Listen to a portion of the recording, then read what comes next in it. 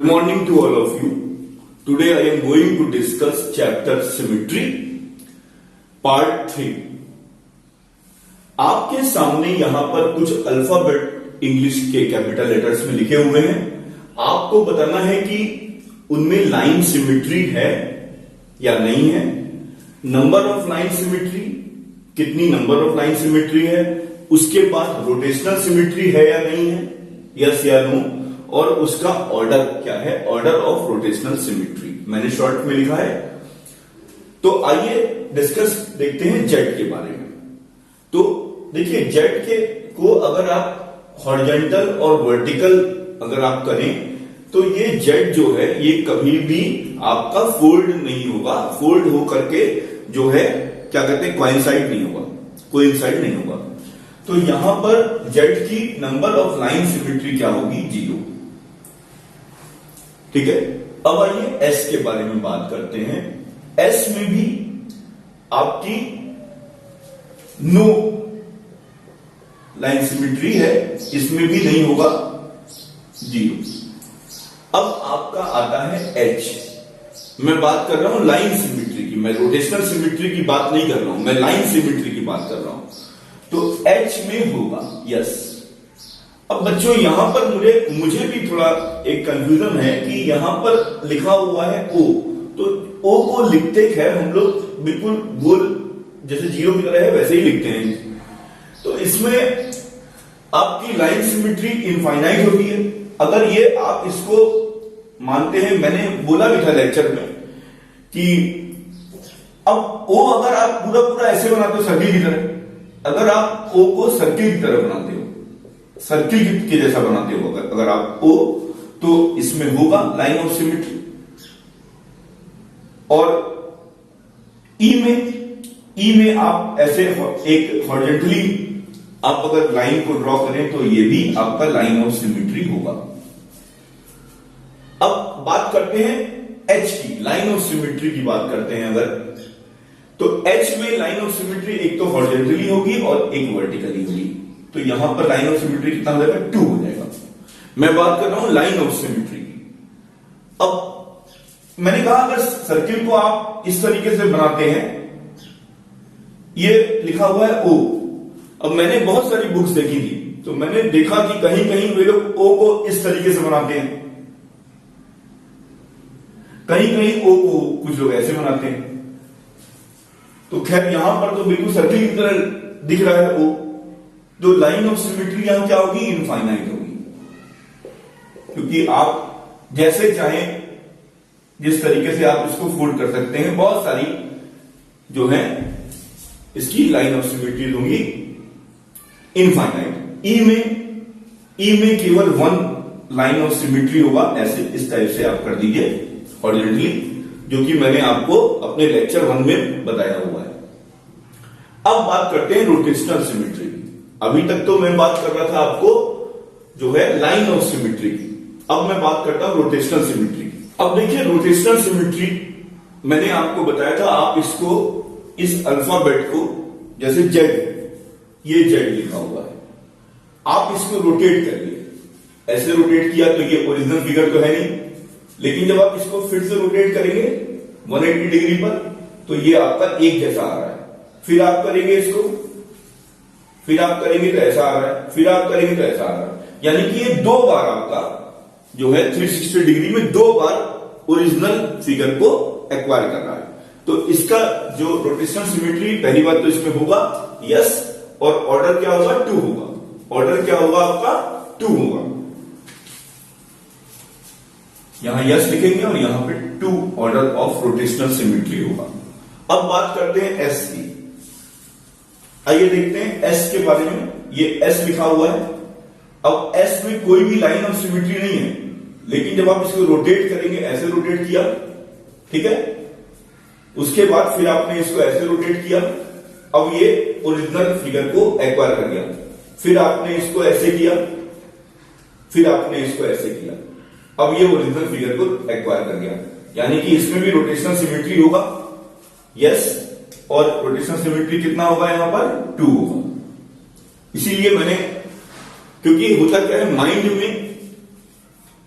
Mind में जब आप उसको रोटेट करते हैं तो कठिन होता है, ये आसान नहीं है इतना, क्योंकि इसीलिए मैंने आपको अलग से ये जो मैंने अलग से बनाया। अब आइए एच पर।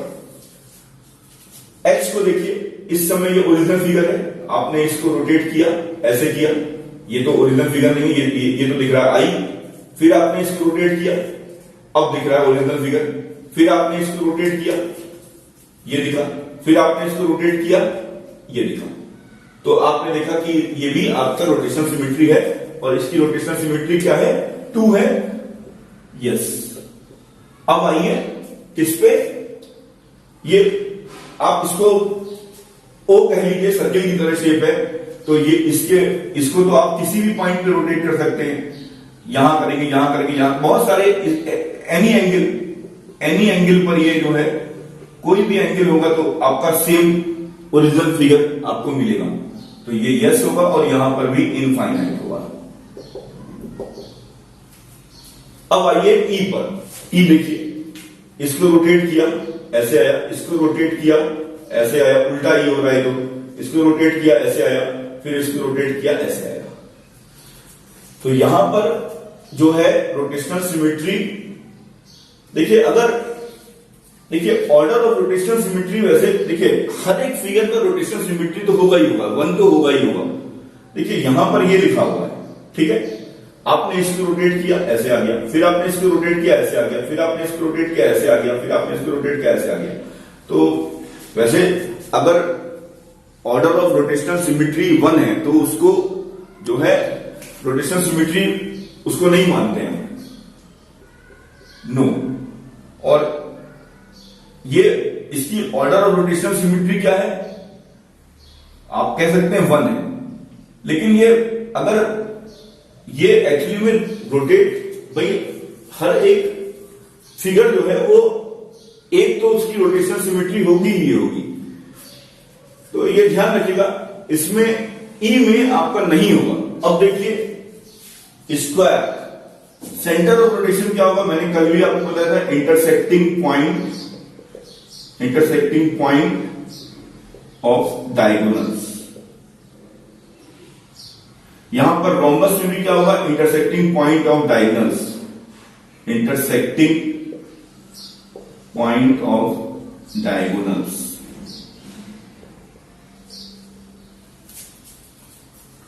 इक्विलेटरल ट्रायंगल में क्या होगा, इंटरसेक्टिंग पॉइंट ऑफ मीडियंस, ये भी मैंने बताया था आपको, intersecting point of medians. Regular hexagon में भी intersecting point of diagonals, intersecting point of diagonals. Circle में क्या होगा, सर्किल में सेंटर होगा इसका, जो है सेंटर ही इसका सेंटर ऑफ रोटेशन होगा। सेमी सर्किल में क्या होगा, सेमी सर्किल में क्या होगा, mid point of diameter. Semi circle कैसे बनता है, ऐसे बनता है, तो क्या होगा इसका, मिड पॉइंट ऑफ डायमीटर। अब स्क्वायर में ऑर्डर ऑफ रोटेशन क्या होता है, मैंने आपको बताया भी था, स्क्वायर में 4 होता है। और एंगल ऑफ रोटेशन क्या होगा, 360 डिग्री को 4 से डिवाइड कर दी तो कितना आएगा, 90 डिग्री आएगा। रोम्बस क्या होता है, रोम्बस में ऑर्डर ऑफ रोटेशन क्या होता है, 2 होता है, 2 बार वो ओरिजिनल पोजीशन को एक्वायर करता है। तो 360 बाई 2 180 डिग्री पर उसको ओरिजिनल पोजीशन मिल जाएगी। यहां पर पहली ओरिजिनल पोजीशन 90 डिग्री पर मिलेगी, दूसरी ओरिजिनल पोजीशन 180 पे मिलेगी, तीसरी 270 पे मिलेगी और चौथी 360 पे मिलेगी। यहां पर पहली 180 पे मिलेगी और दूसरी 360 डिग्री पे मिलेगी। इक्विलेटरल ट्रायंगल में ऑर्डर ऑफ रोटेशन 3 होता है, क्या ऑर्डर ऑफ रोटेशन 3 हुआ, 360/3 120 डिग्री। 120 डिग्री पर जब आप इक्विलेटरल ट्रायंगल को रोटेट करते हैं तो वो पहली पोजीशन 120 डिग्री पर मिलेगी ओरिजिनल, दूसरी पोजीशन आपको 240 डिग्री पर मिलेगी और तीसरी पोजीशन आपको 360 डिग्री पर मिल जाएगी। रेगुलर हेक्सागन में क्या होगा, इसका ऑर्डर ऑफ रोटेशन क्या होगा, 6 होगा और एंगल क्या होगा, 360 डिवाइडेड बाई 6 यानी कि 60 डिग्री। पहली पोजीशन 60 पर, दूसरी पोजीशन 120 पर, तीसरी पोजीशन 180 पर, चौथी पोजीशन 240 पर, फिफ्थ पोजीशन 300 पर और सिक्स पोजीशन 360 डिग्री पर क्या होगी, ओरिजिनल पोजीशन एक्वायर होगी। सर्किल में क्या होता है, सर्किल में ऑर्डर ऑफ रोटेशन क्या होता है, इनफाइनाइट होता है। एंगल ऑफ रोटेशन भी, अब उसमें एनी एंगल आप लिख सकते हैं, एनी एंगल, कोई भी एंगल पर आप रोटेट करें तो वो ओरिजिनल पोजीशन मिल जाएगी आपको। कोई भी एंगल पर आप ले लीजिए, घुमाते रहिए उसको। सेमी सर्किल में क्या होगा, सेमी सर्किल में अब देखिए, अब आप इसको रोटेट करेंगे, यहां पर भी ओरिजिनल नहीं मिलेगा, यहां पर भी ओरिजिनल नहीं मिलेगा क्योंकि ये नीचे आ जाएगा, यहां पर भी नहीं मिलेगा। इसका ऑर्डर ऑफ रोटेशन क्या होगा, 1 होगा। 1 का मतलब आपको पता है एंगल ऑफ रोटेशन क्या होगा, 360 डिग्री होगा। ठीक है, तो ये ध्यान रखिएगा कि अगर जैसे यहां पे अल्फाबेट था ई, अगर किसी की रोटेशनल सिमेट्री उसमें देखिए 1 तो होगी ही होगी, ऑर्डर तो 1 होना ही होना है, क्योंकि अगर वो 360 डिग्री पर मूव होकर के ओरिजिनल पोजीशन मिल रही है तो रोटेशनल सिमेट्री जो है उसको हम लोग रोटेशनल सिमेट्री नहीं बोलेंगे। जब वो 1 से ज्यादा होगा उसका ऑर्डर, तब हम लोग बोलेंगे कि रोटेशनल सिमेट्री है। अब यहां पर उसने क्या ऑर्डर ऑफ रोटेशन पूछा था, तो मैंने बता दिया यहां पर 1 होगा और एंगल ऑफ रोटेशन क्या होगा, 360 डिग्री होगा। तो बहुत ध्यान से आपको करना है, समझना है। एक क्वेश्चन मुझे बहुत अच्छा लगा, इसको भी मैं आपके साथ शेयर कर रहा हूं।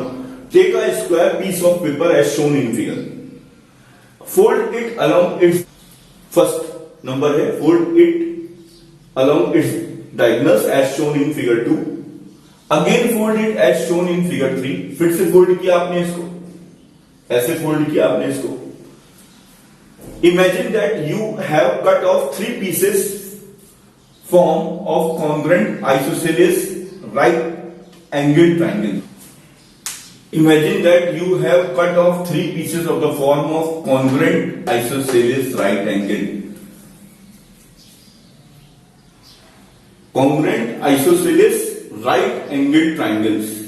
इस टाइप से अगर आप 3 पीस काटते हैं यहां कॉर्नर्स पे, ये आपने काट दिए इस टाइप से, तो वो कह रहा है कि ये भी काट दिया आपने, ये भी काट दिया, ये भी काट दिया, अब ये फिगर बचा। अब आप जब इसको खोलेंगे तो on opening the piece of paper which of the following shapes will you get, तो आप देखिए ध्यान से, आपको एक बहुत अच्छा शेप दिखेगा, मैं आपको दिखा भी देता हूं। कुछ इस टाइप का आपको शेप दिखेगा, यहां कुछ इस टाइप का आपको शेप दिखेगा और उसमें बहुत सारे फिगर्स आपको दे रखे हैं ऑप्शन में। आप इस फिगर पर, आप जो है इस फिगर पर टिक कर दीजिएगा। तो ये बहुत बढ़िया क्वेश्चन लगा था मुझे, मैंने आपके साथ शेयर किया, नोट कर लीजिए इसको, बहुत ही इंपॉर्टेंट आपके ये टॉपिक है। Thank you.